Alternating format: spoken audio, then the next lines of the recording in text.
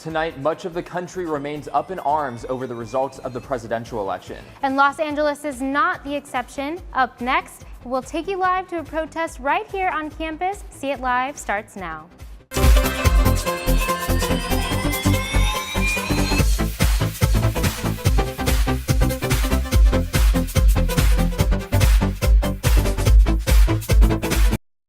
2 days after the election, Americans are still protesting the results. Our reporter Sophie Flay is on Truesdale, where students have gathered for a peaceful protest. Sophie, how's it going out there?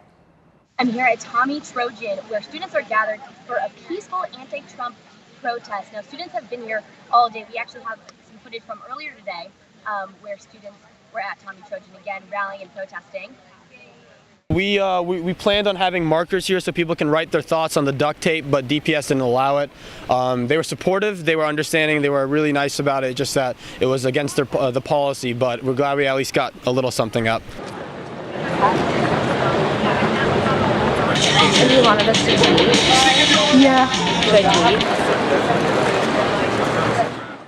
Like the country has been kind of split in half. So unity is really what is bringing all of these people here together. Now it's just starting, it's only 6 p.m., but it will go until 10 p.m. tonight. More and more people are gathering. I'm going to send it back to you in the studio and we'll catch up later. Several high school students took to the streets of Los Angeles and came to campus to protest Donald Trump. Ain't no power like the power of the students, and the power of the students don't stop. Say what? I feel so great that everybody as a team can do this. We're here, we're in America because we want a better life. And then when we get older and we have our children, we're gonna be like, we were in that protest. He's trying to take us back, you feel me? I live here. If you're quiet, nothing's gonna happen, but when you have a voice, anything can happen. God, look at this. Kids in my school started crying about, all Hispanic kids crying because they're scared that Trump is gonna, affect them in a big way in their life. So, and we're like, oh, we should do a walkout and protest. It should all start with the youth, because the youth was gonna shape our generation in the future. There were some kids crying at our school about that, because how they came from every other place, Mexico, El Salvador, out of the country. And we're thinking, they were crying because they thought they were going to get deported and stuff like that. So we're like, oh, we should make a rally, of our school. And this happened. Bring other schools out too. This happened. United, we'll never be divided. The people, united, we'll never be divided. And since these students are too young to vote, they feel this is the only way to share their voice. We're out here because we're protesting Donald Trump's racist, sexist, xenophobic, and homophobic rhetoric. We can't have him as our president, and he is not our president as people of color.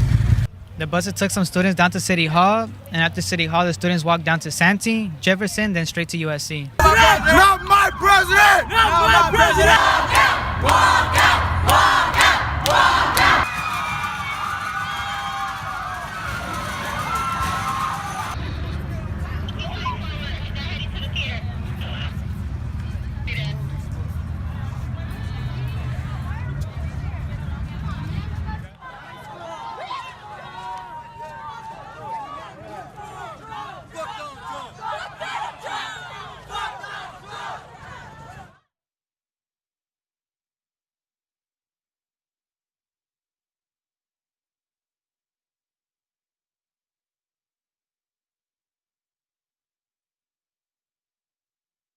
I was encouraged by it. I think a lot of people in a position like mine are supposed to be stressed out. I actually thought it was a beautiful expression of democracy. I think it was a marvelous thing to see the next generation of this country get engaged and involved. I want to turn those people not just into protesters, but to doers. We're going to need them to do the things that we need to do in this country, in this world, and certainly in this city.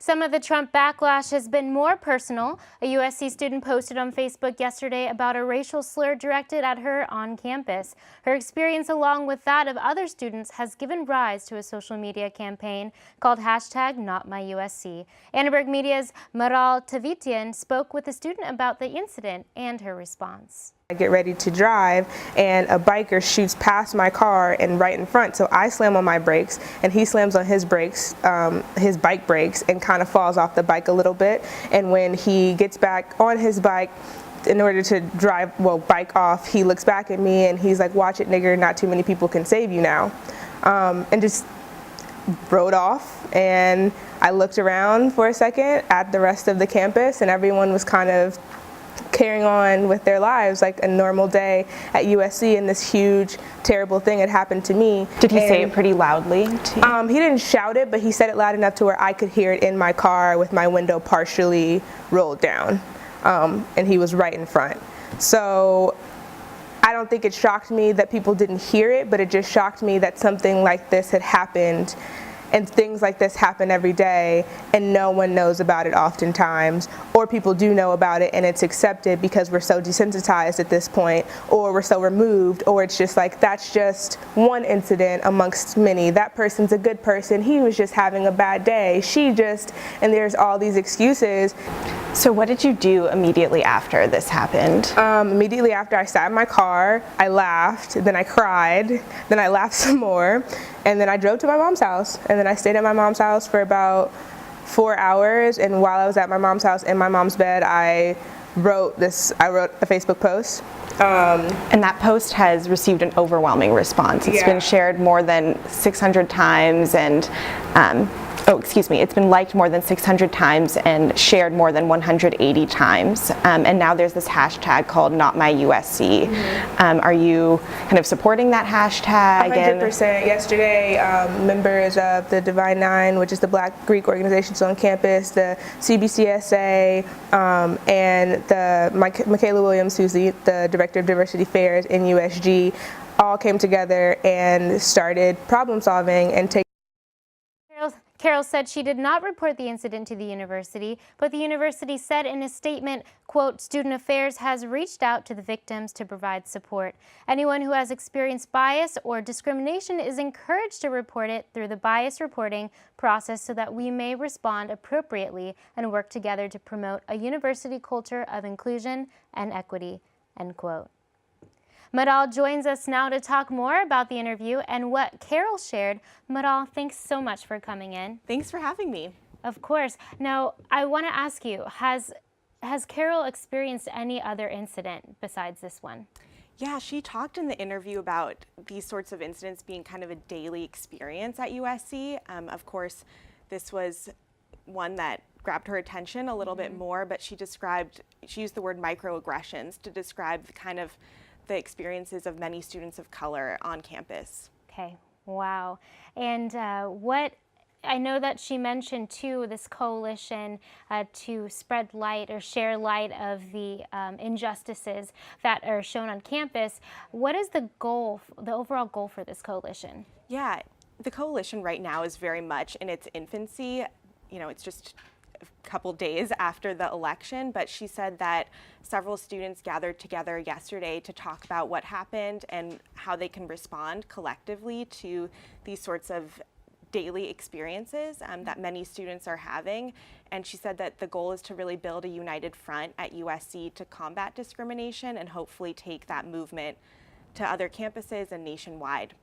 Wow, and with this new president-elect, the new president-elect Donald Trump, do you feel that there'll be more of a united front and on the students' part of campus because of the overall win?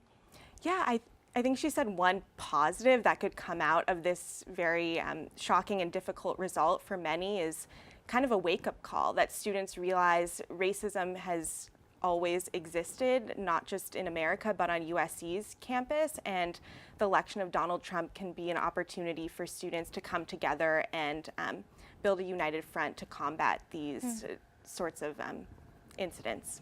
Wow. Well, thank you so much for joining us, Madal. Again, this is such a tough topic, and it's a very sad thing that's happening right now amongst our students here, but hopefully there's some hope and some peace that comes out of it. Thanks so much for having me. Of course.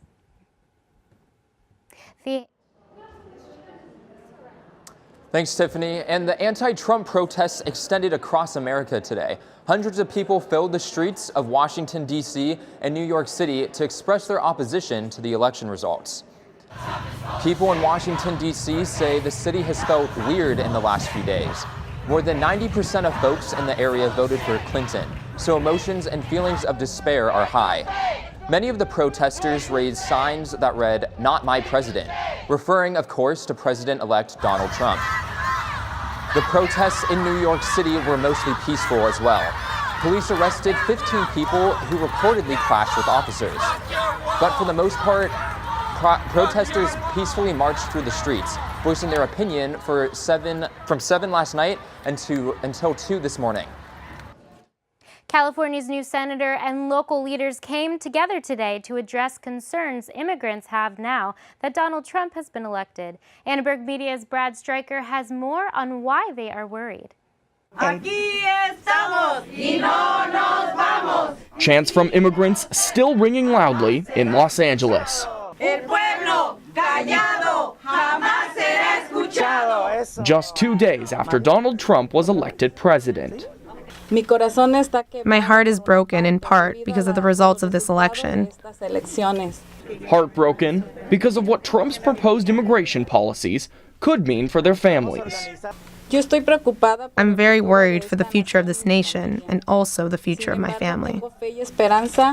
And one USC student from Mexico is equally concerned. He says that he's worried about what Donald Trump's election could mean for his future. Socially speaking, we're all very worried, but we're also very worried economically. This is something that's going to impact at least my daily life. Gabriel Fetterman is a junior at USC. He and his family immigrated to California legally when he was 5 years old. Even though he has a green card, he's still worried about what his future looks like under a Trump presidency. I mean, if I was in the South, I don't think I could wear my Mexican soccer jersey and feel safe anymore, because I feel there's hate there. Hate that California's newly elected U.S. Senator is promising to fight. We are not going to be achieving who we say we are as a country if we attack our community members, our neighbors, our friends, and our colleagues. This is a moment in time to rededicate ourselves. Local leaders also assured immigrants that they will continue protecting their rights. That's why we're here, to fight for justice, equality, and to make sure that our immigrant community knows that we are standing behind them. Not just behind them, but right beside them as well. In Los Angeles, Brad Stryker, Annenberg Media. Immigrant day laborers in downtown Los Angeles today stood in solidarity, protesting Donald Trump's talks about deporting immigrants. Annenberg Media's Gabriela Vidal talked with day laborers concerned about stricter immigration policies. ¿Qué queremos? ¿Qué queremos? Immigrant community activists in Los Angeles have mobilized with a message for the new president-elect. We don't hate you. We respect you, we don't hate you, but we don't fear you either. Fearlessness is what drove these laborers to defend their place in society. We know that this country depends on the labor of immigrants. They just want to be treated equal, and they also want to be included in this economy as well. California is home to over 10 million immigrants, many of whom assume day labor jobs, from plumbing to gardening to farming. Immigrants say without their labor, these businesses would never succeed. That's kind of been the talk of who's going to be doing that work if a lot of our folks get deported. According to political analysis website 538, immigrants are more likely to start businesses and participate in the labor force than Americans. They are what has built this community and is the future of this economy. But right now, the future is uncertain. That's in part because Trump has said he will deport millions of illegal immigrants. Si Truman implementara todo esto de deportar gente, perjudicaría la economía de acá. But these activists have another proposal for Trump. If Mr. Donald Trump wants to make this country great, he has to respect these hands, because these are the hands that built this country. Respect will continue to be a theme for community activists when they host what they're calling a popular assembly next week. For Annenberg Media, I'm Gabriela Vidal. Today, the Muslim Public Affairs Council held a press conference to reassure the Muslim community after Donald Trump's victory. Honestly, the election results were very shocking to me. I never expected Trump to be our next president. However, I feel that we should keep moving forward. We shouldn't let our fears really control us. Although I am worried for the Muslim community and all the minorities that Trump has spoken of in a very, very disturbing way. She does not. Trump has promised extreme vetting or an altogether shutdown of refugees attempting to enter the U.S. from Islamic nations. And Erica, there was some outrage on social media today, right? Yeah, I just talked to a couple of USC professors today who told me about how they felt the media's coverage of the election influenced the results. Over the whole course of the election, I think the media failed the American public in a lot of different ways. So it really started in the primaries, right? Both of the candidates who ended up being the most popular candidates in America, Bernie Sanders and Donald Trump, were ridiculed by the media. It just didn't work. And what it raises for me is an example of how media may not have as much influence as we like to believe.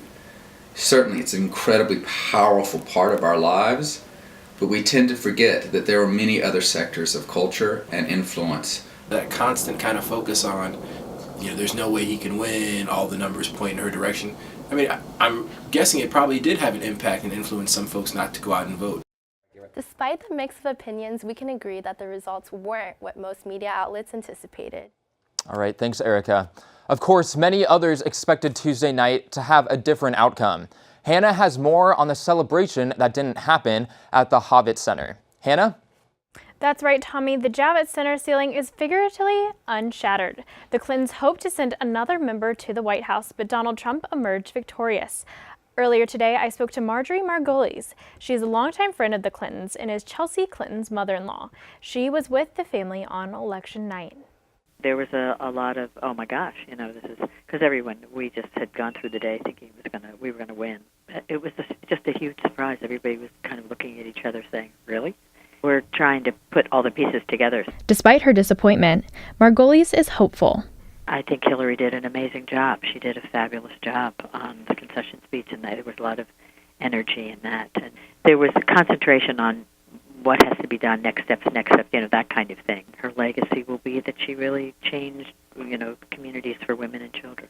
Right now, we're going to try and get as many people interested, especially people who are hoping to be in Washington with Hillary, and trying to get them interested in what we do, because it's on a parallel track. So we're going to really work hard on making sure that what we do with regard to women in leadership around the world has stickiness. Margolis knows Clinton will continue to advocate on behalf of the people, but for now, Clinton will be spending time with her grandchildren. Thanks, Hannah. Let's check back in with Sophie for an update on the peaceful anti-Trump protests. Sophie, how's it going out there? Thanks, Hannah. I'm here with Optin, who's actually one of the guys that was writing on Tommy Trojan earlier today. Optin, thanks for joining us. So what are you doing here tonight? What is this protest all about?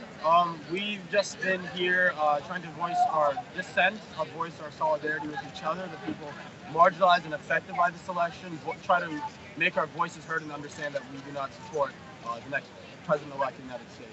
So I see a lot of people here writing letters. What are those for? What are those going towards? Well, an organizer approached one of my friends up there and I guess asked people to write letters to their electoral college representatives to try to urge them to make a vote of dissent, essentially, to voice their concerns about the electoral college system, which allows Trump to win even though Hillary has the popular vote, to try to raise questions about whether or not the system works for us and whether or not voices are heard within it. Let me ask you, after the decision, after the election day, do you feel victimized by having Donald Trump be president-elect? Yes, absolutely. Donald Trump has promised to illegally monitor my family, illegally monitor my family members living abroad from entering the United States, promised to endanger the lives of my friends, deport their families, round up their families. I think every person should be concerned with what Donald Trump has promised to do. The idea that he won't follow up on anything he has explicitly promised to do is asinine to me. All right, well, Optin, thank you so much for joining us. This protest will go on until 10 p.m. tonight, and they are encouraging participants to wear black and bring candles. Send it back to you in the studio.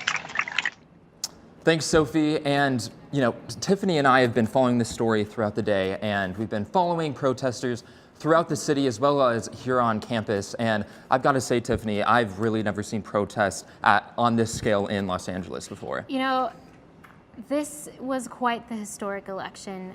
Even with some of the students, the high school students that were protesting today, I got to speak with a few of them, and they just were explaining their fear, and they just feel overall terrified for what's next. And that's kind of not a reassuring feeling. There's definitely a lot of uncertainty about the future right now. I know there's more protests scheduled in Los Angeles and campus tomorrow, tonight, and throughout the weekend, so we will definitely have updates for that when those events happen, and we will be updating you online throughout the weekend. Thanks for watching See It Live. From everyone at Annenberg Media, I'm Tommy Brooksbank. And I'm Tiffany Brevard. You can watch us on the web at uscannenbergmedia.com. Good night.